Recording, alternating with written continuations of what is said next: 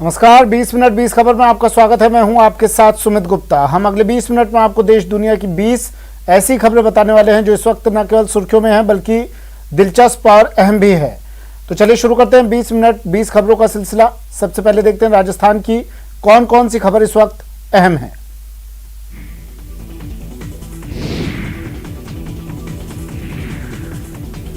प्रदेश की अवनी लेखरा ने इतिहास रच दिया है। टोक्यो पैरालंपिक में अवनी ने 10 मीटर एयर राइफल में भारत को पहला गोल्ड दिलाया। फाइनल में 249.6 पॉइंट हासिल कर उन्होंने यूक्रेन की इरिना शेटनिक के रिकॉर्ड की बराबरी की। शूटिंग में गोल्ड जीतने के साथ ही अवनी पैरालंपिक में गोल्ड मेडल जीतने वाली देश की पहली महिला खिलाड़ी बन गयी। जयपुर की रहने वाली अवनी ने 9 साल पहले कार एक्सीडेंट में अपने दोनों पैर गवा दिए थे। अवनी व्हील चेयर पर हैं। पैरालंपिक इतिहास में भारत के लिए महिलाओं ने तीसरा मेडल जीता है। इससे पहले शॉटपुट में दीपा मलिक और इसी पैरालंपिक में भाविना पटेल ने टेबल टेनिस में मेडल जीता है। लेकिन 2 बार के गोल्ड मेडलिस्ट देवेंद्र झाझरिया इस बार गोल्ड से चूक गए और उनको सिल्वर से संतोष करना पड़ा।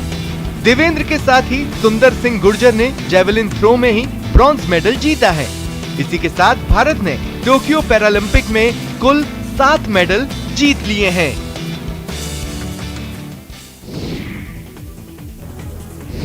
कहावत है, डायन भी दामाद के मंगल की कामना करती है, लेकिन झुंझुनू में सदियों पुरानी इस कहावत ने दम तोड़ दिया। किठाना गांव में एक दामाद को ससुराल में ही बंधक बना लिया गया। इससे पहले दामाद के साथ जमकर मारपीट की गई। पड़ोसियों की सूचना पर पुलिस मौके पर पहुंची और बंधक को छुड़वा लिया। मिली जानकारी के मुताबिक खेतड़ी के गांवली का रहने वाला लक्ष्मी चंद अपने ससुराल किठाना गांव आया था। वह अपने बच्चों से मिलने आया था, जहां उसके साले और दूसरे लोगों ने उससे मारपीट शुरू कर दी। मारपीट के बाद उन सब ने उसे पेड़ से बांध दिया। इसके बाद ससुराल के लोग मारपीट करते रहे। पड़ोसियों ने पुलिस को सूचना दी, जिस पर सुल्ताना पुलिस चौकी के प्रभारी राजेश जांगीड़ मौके पर पहुंचे और बंधक बने दामाद को छुड़वाया। युवक ने अपने ससुराल पक्ष के लोगों के खिलाफ पुलिस में रिपोर्ट दी है। 2 शख्स आपस में लड़ाई झगड़ा कर रहे थे शराब के नशे में, जिनको शांति भंग में ला करके चौकी में बंद किया। कौन बनेगा करोड़पति, यानी केबीसी में जाना कोटा डिवीजन के रेल कर्मचारी देश बंधु पांडे को महंगा पड़ गया। उन्हें रेलवे प्रशासन ने चार्जशीट थमा दी है। साथ ही 3 साल के लिए उनकी वेतन वृद्धि को भी रोक दिया है। रेलवे प्रशासन की कार्रवाई का कर्मचारी संगठन विरोध कर रहे हैं। वेस्ट सेंट्रल रेलवे मजदूर संघ के मंडल सचिव अब्दुल खालिद ने कहा है कि पांडे के साथ रेल प्रशासन ने ठीक नहीं किया है। मजदूर संघ पांडे के लिए न्याय की लड़ाई लड़ेगा। मिली जानकारी के मुताबिक केबीसी में भाग लेने पहुंचे देश बंधु पांडे 9 से 13 अगस्त तक मुंबई में थे। इसके लिए पांडे ने अधिकारियों को अवकाश की सूचना दी थी, लेकिन अधिकारियों ने पांडे के आवेदन पर कोई विचार नहीं किया। इसके बाद पांडे बिना छुट्टी के ही केबीसी की शूटिंग के लिए मुंबई चले गए। पांडे ने केबीसी में 3,20,000 रुपए जीते। चार्जशीट मिलने के बाद इंक्रीमेंट रोकने की कार्रवाई से केबीसी में इनाम जीतने की खुशी काफूर हो गई। और अब देख लेते हैं कुछ अन्य राज्यों की खबरें। 2 गुटों में तड़ातड़ चलती लाठियां और मौके पर मची चीख पुकार। तस्वीरें यूपी के रायबरेली की हैं, जहां 2 पक्षों के बीच जमकर चले लाठी डंडे का वीडियो वायरल हो रहा है। मामला यहां के सलोन थाना इलाके का है, जहां 2 पक्षों के बीच जमकर लाठी डंडे चले। लाठी डंडे चलने से दोनों पक्षों के 3 लोग गंभीर तौर पर जख्मी हुए हैं। इन्हें पहले CHC सलोन लाया गया और वहां से फिर जिला अस्पताल रेफर कर दिया गया। बताया जा रहा है कि औनानिस गांव के रहने वाले फूलचंद और अभय प्रताप के बीच पुरानी रंजिश को लेकर पहले कहासुनी हुई और बाद में दोनों पक्ष लाठी डंडे लेकर आमने सामने आ गए। दोनों गुटों के बीच की खूनी भिड़ंत का किसी ने वीडियो बना लिया और वायरल कर दिया। इलाके में वीडियो वायरल होते ही पुलिस हरकत में आई और गांव में पहुंच गई। पुलिस तहरीर मिलते ही मामले में कार्रवाई की बात कह रही है। जात रहे हैं, रास्ता में गाली दे लागे, वो बोले नहीं कुछ चला गए, फिर फोन कई के रास्ता में बुला ले हैं स्कूल लाए और खूब लड़ाई वड़ाई हो लागे, हम रावे नहीं गए, हम सब सुनने तो गए और फिर आए के घर पे। किसने बुलाया? वो मुकेश विजय यारे आधार इतने जने रहे हैं। चारपाई पर बांधी गई महिला, लेकिन तस्वीरें तालिबान शासित इलाके की नहीं बल्कि यूपी के बुलंदशहर की हैं। अहमदगढ़ थाना क्षेत्र के गांव असरौली में मानसिक रूप से कमजोर महिला पर कुछ लोगों ने जमकर कहर बरपाया। महिला जान बचाने के लिए घर से बाहर निकलने का प्रयास कर रही है, मगर दबंगों ने महिला को पकड़ लिया। उसे दौड़ा दौड़ा कर पीटते हुए चारपाई पर पटक कर उसके हाथ पांव बांध दिए। फिर चारपाई उठाकर दबंग ईख के खेतों में ले गए और वहां महिला को फेंक दिया। किसी ने महिला पर बरपे कहर का वीडियो बनाकर वायरल कर दिया, जिस पर पुलिस महकमे में हड़कंप मच गया। पारिवारिक मामला बताते हुए पुलिस ने महिला के पति समेत कुछ अज्ञात लोगों के खिलाफ मामला दर्ज कर लिया है। इस बात को ध्यान में रखते हुए इन लोगों के खिलाफ 342, 323 का अभियोग पंजीकृत करा दिया गया है। कानूनी कार्रवाई की जा रही है। महिला के मानसिक इलाज के लिए हम प्रयास कर रहे हैं कि किसी माध्यम से इसको मानसिक अस्पताल में इसका इलाज कराया जाए ताकि ये स्वस्थ हो सके।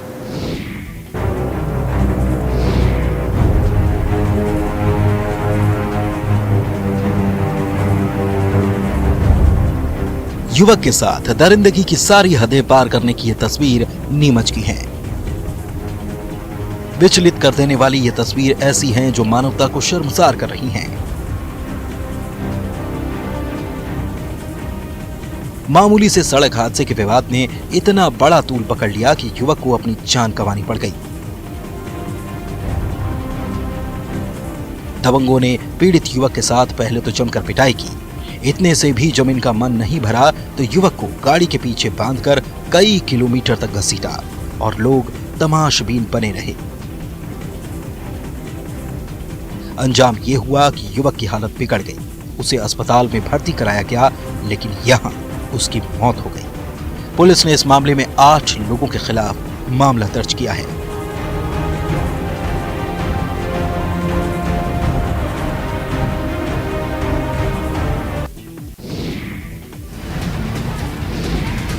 मुंगेर में एक युवक की पिटाई का वीडियो तेजी से वायरल हो रहा है। वीडियो में आप देख सकते हैं कि मां और बेटी किस तरह से युवक की पिटाई कर रही है और उसके कपड़ों को फाड़ा जा रहा है। वहां मौजूद लोग बीच बचाव की कोशिश भी कर रहे हैं, लेकिन मां बेटी इतने गुस्से में है कि किसी की भी एक सुनने को तैयार नहीं।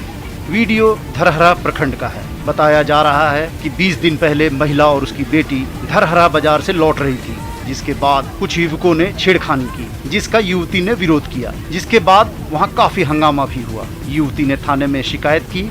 बाद में कुछ लोगों ने दोनों पक्षों में सुलह कराने की कोशिश की, जिसके तहत दोनों पक्षों को धरहरा में एक जगह पर बुलाया गया। लेकिन आरोपी युवक को देखते ही माँ बेटी का गुस्सा भड़क गया। फिर क्या, दोनों ने मिलकर उसकी पिटाई शुरू कर दी। बीच बचाव में ही कई लोग आए, लेकिन महिला और उसकी बेटी के सामने किसी की एक न चली। दोनों ने युवक की जमकर पिटाई की और उसके कपड़े फाड़ दिए।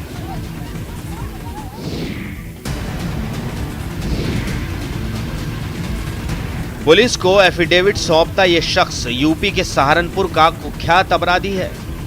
इसकी गिनती जिले के टॉप 10 अपराधियों में होती है, लेकिन शराब माफिया और हिस्ट्री शीटर मोनू उर्फ जहाज ने अपराध करने से तौबा कर ली है।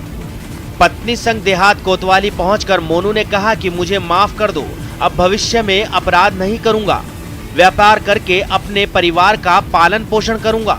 सर अगर कोई मेरी शिकायत कर दो, रात दिन कभी भी घर खुला, आप कभी भी सर आ सकते हो, आप तलाशी ले सकते हो। नहीं सर, आप भी आ सकते हो। प्रधान जी भी ये मैन है, अगर मैं किसी लिफ्ट पाया जाता हूँ तो सर ये प्रधान जी है, इनकी चप्पल मेरा थी हमारी अभी भी रहेगी मोनू सर, जब तक जीऊंगा सर, जब तक मैं जीऊंगा। झूठी शिकायत पर कभी न कार्रवाई हुई है ना होगी। मिली जानकारी के मुताबिक सलेमपुर भूगड़ी निवासी मोनू उर्फ जहाज पर विभिन्न धाराओं में 19 मामले दर्ज हैं। वो जिले का सबसे बड़ा शराब माफिया है और देहात कोतवाली का हिस्ट्री शीटर है।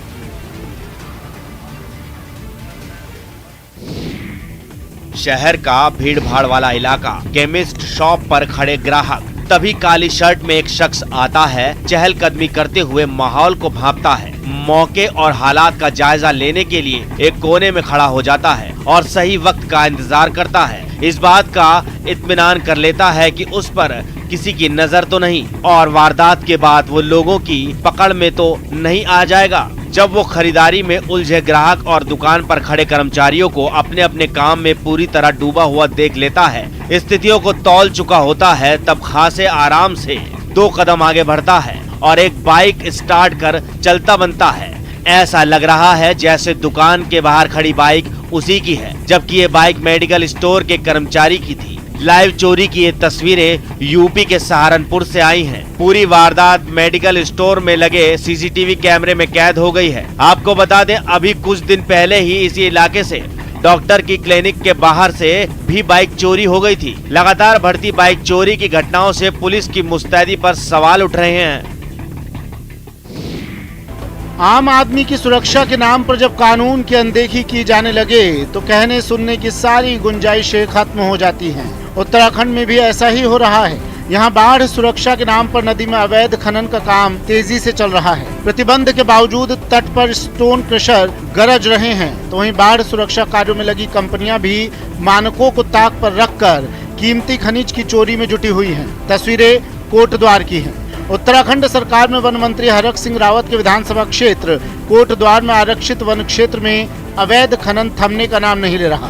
बाढ़ सुरक्षा की आड़ में नदियों में खनन किया जा रहा है। एनजीटी के नियमों को ताक पर रखकर रिजर्व फॉरेस्ट में दर्जनों मशीनें दिन रात खुदाई में जुटी हैं, जबकि जिम्मेदार मामले में बोलने से बच रहे हैं। कहीं ना कहीं वन विभाग और खनन माफियाओं का गठजोड़ का नतीजा है कि खुलेआम रिजर्व फॉरेस्ट के भीतर ये खनन चल रहा है। यहाँ पर एनजीटी के मानकों के तहत उप खनिज को रिजर्व फॉरेस्ट से बाहर नहीं ले जाया जा सकता, लेकिन उसके बावजूद ट्रैक्टरों ट्रॉलियों में भरकर खुलेआम खुले तरीके से जो उप खनिज है वो स्टॉकों में ले जाया जा रहा है।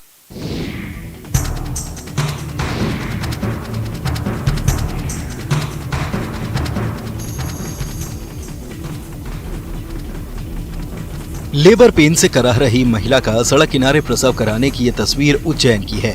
घटिया तहसील मुख्यालय के पास वेटिंग हॉल में बैठी महिला को अचानक लेबर पेन शुरू हो गया। लेबर पेन से कराह रही महिला की जानकारी घटिया थाना प्रभारी को मिली। उन्होंने तत्काल थाने में मौजूद महिला पुलिस कर्मियों को भेजा, जहां 3 महिला पुलिस कर्मियों ने अपनी हिम्मत का परिचय दिया और महिला का सुरक्षित प्रसव कराया। इन महिला पुलिस कर्मियों के पास इतना समय नहीं था कि प्रसूता को तत्काल अस्पताल में भर्ती कराया जा सके। आनन फानन में तीनों महिला पुलिस कर्मियों ने फैसला लेते हुए सड़क किनारे ही प्रसव कराया। प्रसव के बाद जच्चा और बच्चा दोनों सुरक्षित हैं। बिहार के बगहा के रामनगर प्रखंड के गुदगुदी पंचायत स्थित पथरी गांव के 28 लोग नदी के पारी यानी दूसरी छोर पर फंस गए। ये दूसरा भाग जंगल से लगा हुआ है। मसान नदी की तेज धार के बीच लोगों को पार कर घर आना मुश्किल था। हालांकि सूचना के बाद पहुंची प्रशासन की टीम ने एनडीआरएफ की टीम को सूचना दी। दरअसल पथरी गांव के लगभग 28 लोग मवेशी चराने नदी के पार गए थे। लौटते वक्त नदी के जल स्तर में अचानक करीब 6 फीट की बढ़ोतरी हो गई, जिसके कारण लोग उस साइड से इधर आने में असमर्थ हो गए। हर दिन यहाँ के ग्रामीण अपने पशुओं के साथ नदी की दूसरी तरफ मसान नदी को पार कर पशुओं को चराने जाते हैं, जिसमें ज्यादातर किशोर और युवा होते हैं। मशक्कत के बाद 28 लोगों को प्रशासन ने रेस्क्यू कर उनके घर भेज दिया। एनडीआरएफ के जवानों ने कड़ी मेहनत कर इन्हें रेस्क्यू किया। बीती रात एसडीएम शेखर आनंद के नेतृत्व में रेस्क्यू ऑपरेशन चलता रहा। गांव वालों की माने तो सभी लोगों का रेस्क्यू कर लिया गया है। यहाँ तक पानी आ गया छाती तक, उसके बाद एनडीआरएफ टीम आई तो हम लोग का निकाली। घरों में पानी घुस गया, चूल्हा चक्की डूब गई, लेकिन भूख प्यास नहीं डूबी, इसलिए बेबसों को परेशान कर रही है। मदद की राह देखते देखते लोगों की आंखें पथरा रही है। तस्वीरें बिहार के किशनगंज से आई है। जिले में लगातार बारिश से कनकई, महानंदा, रतुआ सहित लगभग सभी नदियां उफान पर हैं, जिससे निचले इलाकों में पानी भर गया है। हो गई है। यहाँ देख सकते हैं ग्रामीणों को कई तरह की समस्या का सामना करना पड़ रहा है। दूर में एक घर है जो टापू में तब्दील हो गया है, वहाँ भी लोग सोले की नाव से जाना आना कर रहे हैं। ऐसी स्थिति में लोग कई तरह की परेशानी से जूझ रहे हैं। लगातार पानी बढ़ने की आशंका से लोग किसी सुरक्षित स्थान पर जाना चाहते हैं, लेकिन नाव नहीं है। किसी तरह छोटा सोला यानी थर्मोकोल से बनी नाव में लोग जान जोखिम में डालकर सफर कर रहे हैं।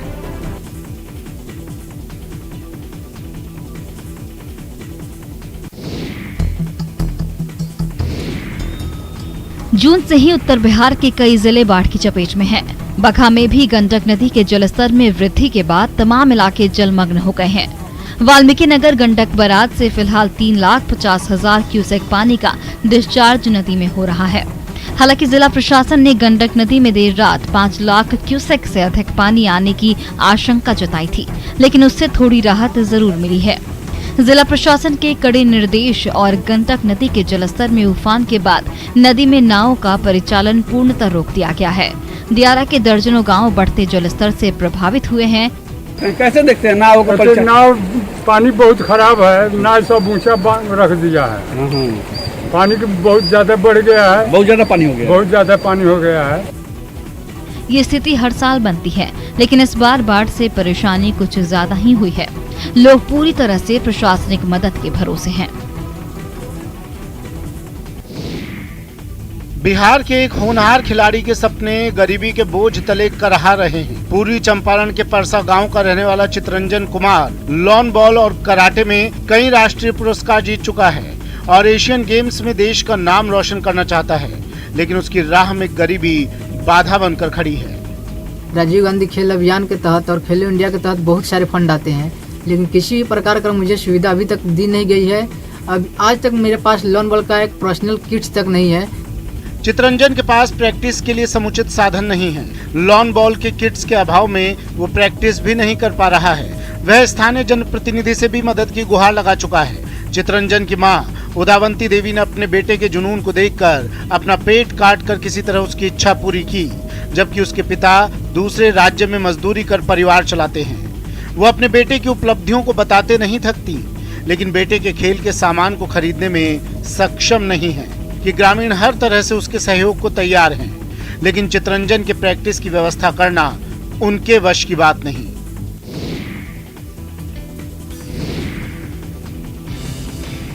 यूपी के हरदोई जिले में कटरी के बाशिंदों की लगभग 4.5 दशक पुरानी मांग पर मोहर लग गई है। जी हां, अर्जुनपुर में रामगंगा नदी पर पुल की मांग पूरी हो गई है। मुख्यमंत्री योगी आदित्यनाथ के कार्यालय के अधिकृत सोशल मीडिया पेज पर 106 करोड़ 78 लाख 71 हजार रुपए से पुल निर्माण की स्वीकृति किए जाने की जानकारी दी गई है। इसका पता चलते ही सवायचपुर विधानसभा क्षेत्र के लोगों में खुशी की लहर दौड़ गई। पुल के निर्माण से 22 गांवों के लगभग 1,45,000 लोगों को लाभ मिलेगा। कटरी के इलाके में रामगंगा नदी पर अर्जुनपुर में पुल निर्माण कराए जाने की मांग 1975 से चल रही थी। अर्जुनपुर से बड़ा गांव जो पुल बनेगा उससे फर्रुखाबाद तक के लिए हम लोगों को बहुत बड़ी राहत ये होगी कि अभी हम लोग फर्रुखाबाद जाते हैं लगभग 60 किलोमीटर जाना पड़ता है और इधर से 30 किलोमीटर जाना पड़ेगा। सबसे बड़ी सुविधा ये हो जाएगी, चौमुखी विकास होगा। हमारा आज 8 वर्ष पूरे हो गए हमारे इस संकल्प को, बहुत खुशी है हमको। निजी तौर पे किए जा रहे प्रयास किसानों की आय का जरिया बन रहे हैं। हालांकि सरकार अगर मदद करे तो इसको राज्य में आर्थिकी का बेहतरीन साधन किसान बना सकते हैं। अब सेब की खेती से पहाड़ी इलाकों से पलायन रोकने और किसानों की तकदीर बदलने का काम किया जा रहा है। जी हाँ, पहाड़ों पर रहने वाला किसान सेब की खेती से जुड़ रहा है।